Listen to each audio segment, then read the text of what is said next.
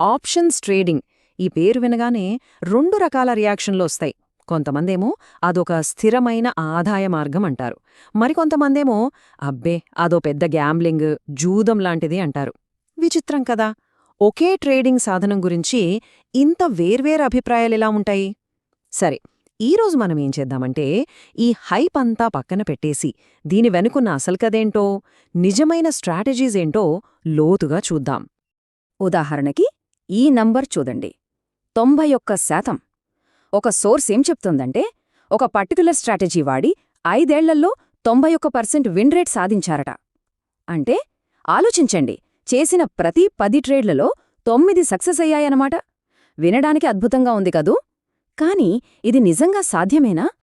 అయితే ఇక్కడే కథలో ఒక ట్విస్ట్ ఉంది. ఇంకో సోర్స్ ఏకంగా మీ డబ్బును 17 రెట్లు వేగంగా పెంచుకోండి అని చెప్తోంది. చూసారా ఎంత తేడా ఉందో?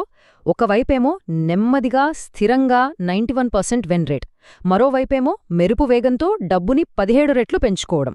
ఈ రెండూ ఒకే ఆప్షన్స్ ట్రేడింగ్ ప్రపంచానికి చెందినవంటే నమ్మశక్యంగా లేదు కదా. సరిగ్గా ఈ కన్ఫ్యూజన్కే మనం ఒక క్లారిటీ తెచ్చుకుందాం.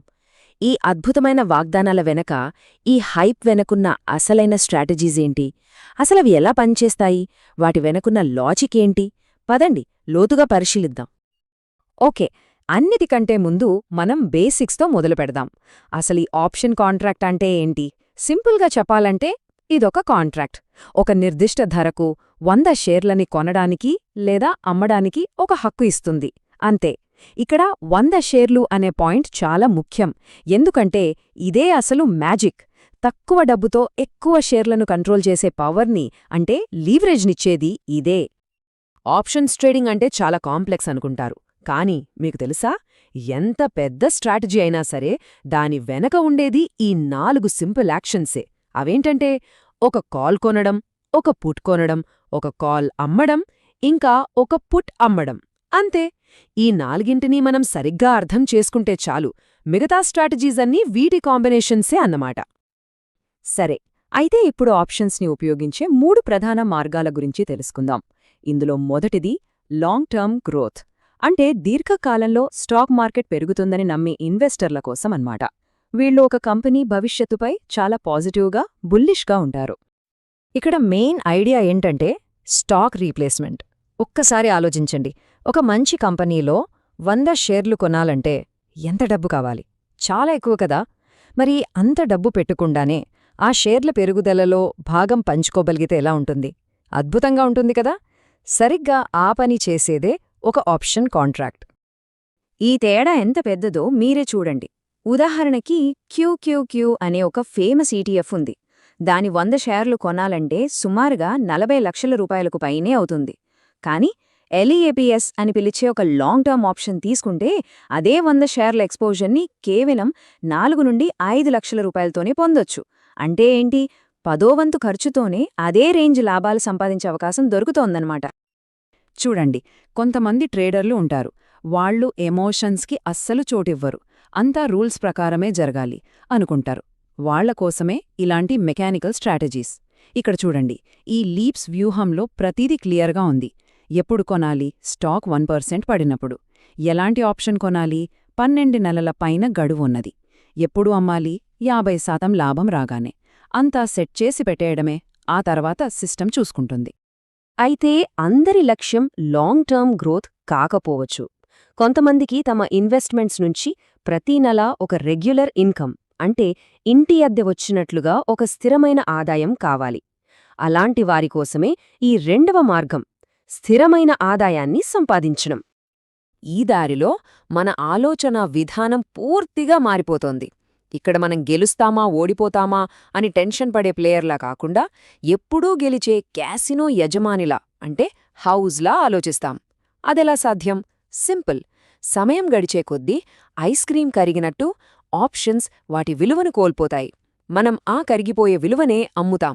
అలా అమ్మినందుకు మనకి ప్రతిసారి ప్రీమియం రూపంలో డబ్బు వస్తోంది. దీనికి best example the wheel strategy. పేరుకు తగ్గట్టే ఇదొక చక్రం లాంటిది. స్టెప్ 1, ఒక స్టాక్ని మనం కొనాలనుకున్న ధర కంటే తక్కువకి కొనడానికి ఒక పుట్ ఆప్షన్ని అమ్ముతాం. మనకి ప్రీమియం వస్తుంది. స్టెప్ 2, స్టాక్ ఆ ధరకు రాకపోతే ఆ ప్రీమియం మనదే. మళ్ళీ స్టెప్ 1 రిపీట్ చేస్తాం. ఒకవేళ స్టాక్ మన దగ్గరికి వస్తే మనం అనుకున్న రేటుకే 100 షేర్లు కొంటాం. స్టెప్ 3, ఇప్పుడు మన దగ్గరున్న షేర్లని మనం అమ్మాలనుకున్న ధరకి అమ్మడానికి కవర్డ్ కాల్స్ అమ్ముతాం. మళ్ళీ ప్రీమియం వస్తుంది. చూసారా, ఈ వీల్ ఇలా తిరుగుతూనే ఉంటుంది. ప్రతి రౌండ్లోనూ మనకు ఆదాయం వస్తూనే ఉంటుంది.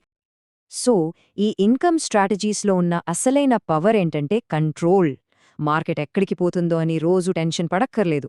మనకు నచ్చిన స్టాక్ని మనకు నచ్చిన రేట్కే కొంటాం, అలాగే మనకు నచ్చిన రేట్కే అమ్ముతాం. ఈ ప్రాసెస్లో బోనస్గా ఆదాయం కూడా సంపాదిస్తాం. అంతా మన చేతుల్లోనే ఉంటుంది. సరే, ఇక మూడవ మార్గం. ఇది మొదటి రెండిటికీ పూర్తి ఆపోజిట్. ఇది లాంగ్ టర్మ్ గ్రోత్ గురించి కాదు, నెల నెల వచ్చే ఇన్కమ్ గురించి కూడా కాదు. ఇది షార్ట్ టర్మ్ స్పెక్యులేషన్. అంటే మార్కెట్లో వచ్చే చిన్న చిన్న కదలికలను కూడా వదలకుండా వాటి నుండి వేగంగా లాభాలు పొందాలనుకునే వారికోసం. చెప్పాలంటే ఇక్కడ high risk high reward game నడుస్తోంది. ఒక ట్రేడర్కి ఎదురయ్యే ఒక క్లాసిక్ ప్రాబ్లం గురించి ఆలోచిద్దాం. ఒక పెద్ద కంపెనీ ఎర్నింగ్స్ రిజల్ట్స్ రాబోతున్నాయి. స్టాక్లో పెద్ద మూవ్మెంట్ ఉంటుందని మనకు తెలుసు. కానీ అసలు ప్రశ్న, అది పైకి వెళ్తుందా లేక కిందకి పడిపోతుందా? ఈ డైరెక్షన్ని గెస్ చేయకుండా కేవలం ఆ మూవ్మెంట్ నుంచే లాభం పొందడం సాధ్యమేనా? ఏమంటారు? దానికి ఒక తెలివైన సొల్యూషన్ ఉంది. అదేంటంటే, డైరెక్షన్ గురించి గెస్ చేయడం మానేసి డేటాని నమ్మడం. ఒక స్టాక్ హిస్టరీ చూసి అది ఎర్నింగ్స్ రోజున సాధారణంగా ఎంత కదులుతుందో చూస్తారు. ఒకవేళ అది ఎప్పుడో అంచనాల్ని మించి భారీగా కదులుతుంటే, టెస్లాలాగా, అప్పుడు స్టాక్ పైకి వెళ్ళినా కిందకి వెళ్ళినా లాభమొచ్చే స్ట్రాంగిల్ కొంటారు. అలా కాకుండా అది ఎప్పుడూ అంచనాలకి లోబడే ఒక రేంజ్లోనే కదులుతుంటే, జూమ్లాగా, స్టాక్ ఆ రేంజ్లోనే ఉంటుందని బెట్ కట్టి ఐరన్ కాండోర్ అమ్ముతారు. చూసారా, ఇక్కడ గెస్సింగ్ లేదు, అంత ప్రాబబిలిటీ గేమే. ఈ షార్ట్ టర్మ్ ట్రేడర్లు కేవలం న్యూస్ మీదే ఆధారపడరు. వాళ్ళు చార్ట్లని చూసి అందులో కొన్ని ప్యాటర్న్స్ని కనిపెట్టడానికి Bollinger bands, RSI, Ichimoku cloud లాంటి టెక్నికల్ ఇండికేటర్స్ని వాడతారు. వీటిని మార్కెట్ సైకాలజీని అర్థం చేసుకోవడానికి వాడే టూల్స్ అనుకోవచ్చు. ఇప్పటిదాకా మనం 3 దారుల్లోని లాభాల గురించి, అవకాశాల గురించి మాట్లాడుకున్నాం. అంతా బాగుంది, కాని ఇక్కడే మనం చాలా జాగ్రత్తగా ఉండాలి. ఎందుకంటే నాణ్యానికి రెండో వైపు కూడా ఉంటుంది. బహుశా మనం ఇప్పుడు చర్చించబోయేదే ఈ మొత్తం విశ్లేషణలో అత్యంత ముఖ్యమైన భాగం. అవే తప్పించుకోలేని నష్టాలు. ఈ మాట వినండి, సంపాదించిన లాభాలన్నిటినీ కేవలం ఒక్క ట్రేడ్లోనే కోల్పోయే ప్రమాదముంది. ఇది ఏదో తేలిగ్గా తీసుకునే మాట కాదు, ఇది నిజం. ఆప్షన్స్ ట్రేడింగ్లో నెలల తరబడి కష్టపడి సంపాదించిన డబ్బు మొత్తం ఒకే ఒక రాంగ్ ట్రేడ్తో మాయమైపోయే ప్రమాదం ఎప్పుడూ పొంచుంటుంది. ఈ రిస్క్స్ రకరకాలుగా ఉంటాయి. మనం కొన్న ఆప్షన్ మొత్తం జీరో అయిపోవచ్చు, లేదా మనం అమ్మిన ఆప్షన్స్ వల్ల అనుకోని టైంలో షేర్లను కొనాల్సి రావచ్చు లేదా అమ్మాల్సి రావచ్చు. కొన్నిసార్లు చారిత్రకంగా బాగా పనిచేసిన స్ట్రాటజీస్ కూడా పెద్ద నష్టాల్నిస్తాయి. అందుకే ఎప్పుడూ గుర్తుంచుకోవాల్సిన విషయం ఏంటంటే, మార్కెట్లో ఫ్రీ లంచ్ అనేది ఉండదు. ప్రతి లాభం వెనుక ఒక రిస్క్ ఉంటుంది. అందుకే మనం చూసిన ఈ 3 మార్గాలనే పక్కపక్కన పెట్టి చూస్తే ఒక విషయం మనకు క్లియర్గా అర్థమవుతుంది. ఇదంతా ఒక ట్రేడ్ ఆఫ్. ఒకదాన్ని పొందితే ఇంకోదాన్ని వదులుకోవాలి. గ్రోత్, ఇన్కమ్, స్పెక్యులేషన్, ప్రతి దారికి దాని సొంత రిస్క్ రివార్డ్ లెక్కలున్నాయి. స్పెక్యులేషన్లో ఎక్కువ రిటర్న్స్ రావచ్చు, కాని పోగొట్టుకునే ఛాన్స్ కూడా ఎక్కువే. ఇన్కమ్ స్ట్రాటజీస్ సేఫ్గా ఉండొచ్చు, కాని లాభాలు తక్కువ. ఇదంతా ఒక బ్యాలెన్సింగ్ యాక్ట్ లాంటిది. అందుకే ఫైనల్గా చెప్పేదేంటంటే, ది బెస్ట్ స్ట్రాటజీ అని ఒక్కటి ఏదీ లేదు.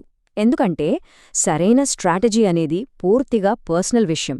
ఒకరి ఫైనాన్షియల్ గోల్స్ ఏంటి, ఎంత రిస్క్ తీసుకోగలరు, దేనికి ఎంత టైం కేటాయించగలరు, ఈ ప్రశ్నలకి వచ్చే సమాధానాన్ని బట్టే సరైన దారి ఏదో తెలుస్తుంది. కాబట్టి మనం ఈ విశ్లేషణను ముగించే ముందు మనల్ని మనం వేసుకోవలసిన ఒకే ఒక్క ప్రశ్న ఇది: ఈ 3 మార్గాలలో గ్రోత్, ఇన్కమ్, స్పెక్యులేషన్ మన లక్ష్యాలకి, మన టైంకి, మనం తట్టుకోగల రిస్క్కి ఏ మార్గం సరిగ్గా సరిపోతుంది? ఈ సమాధానం మనమే వెతుక్కోవాలి.